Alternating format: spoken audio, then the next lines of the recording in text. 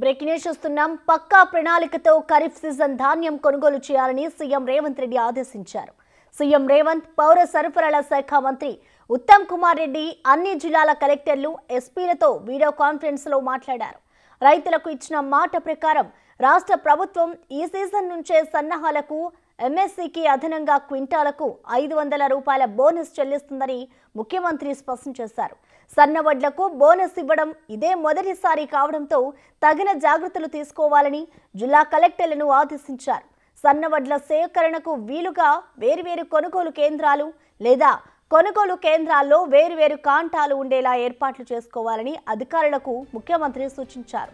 మంత్రులు సీతక్క, తుమ్మల నాగేశ్వరరావు జిల్లాల నుంచి ఈ కాన్ఫరెన్స్ లో పాల్గొన్నారు. ప్రభుత్వ ప్రధాన కార్యదర్శి శాంతికుమారి, సివిల్ సప్లైస్ ఎండి డిఎస్ చౌహాన్, వ్యవసాయ శాఖ ముఖ్య కార్యదర్శి రఘునందన్ రావు సమావేశంలో పాల్గొన్నారు.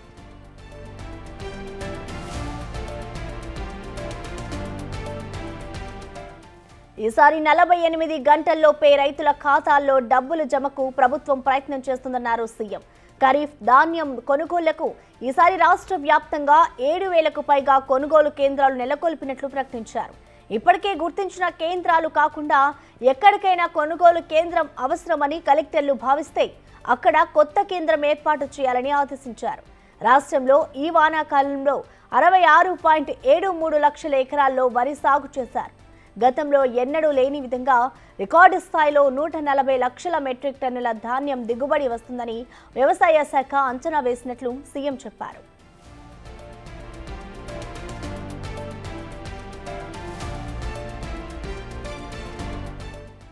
ఖరీఫ్ వరి పంట కొనుగోలుకు రాష్ట్ర వ్యాప్తంగా 7,139 కేంద్రాలను ఏర్పాటు చేయనున్నారు. ధాన్యం కొనుగోళ్లకు 4,496 పిఎసిఎస్ కేంద్రాలు, 2,102 ఐకేపీ సెంటర్లు, 541 ఇతర కేంద్రాలు ఏర్పాటు కానున్నాయి. ఇక అక్టోబర్ 1 నుంచి కేంద్రాలను ఏర్పాటు చేయాలని ముందు అనుకున్నప్పటికీ 2 వారాలుగా కురుస్తున్న వర్షాలతో వరి కోతలు ఆలస్యమయ్యాయి. ఈ నేపథ్యంలో 1-2 రోజుల్లో కొన్ని కేంద్రాలను ప్రారంభించేందుకు అధికారులు సిద్ధమవుతున్నారు.